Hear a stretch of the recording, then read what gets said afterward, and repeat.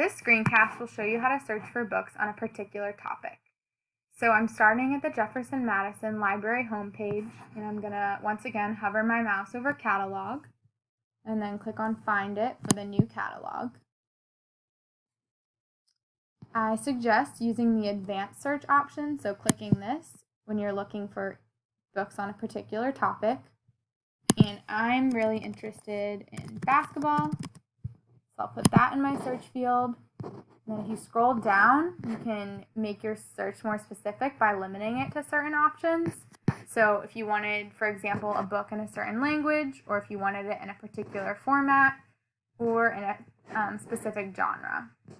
So I would like to access an ebook so I can read it on my computer.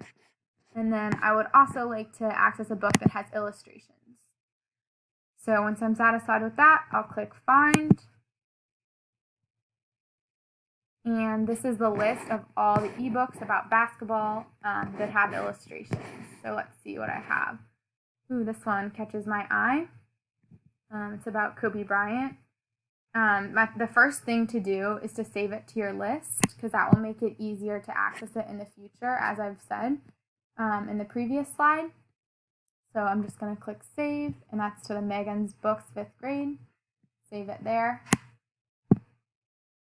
And now that I've saved this book, I'm going to go ahead and check it out. So if you scroll down to the section that says Online Access, you can click on the link, which will take you to where you can download the book. I will click Borrow, confirm that, and then there's an option to read it now in my browser. So if I wanted to do that, I would click that, or I can go back, log back into my library account and read it later, and I can access it through that list that I created. So that is how you search for a specific book.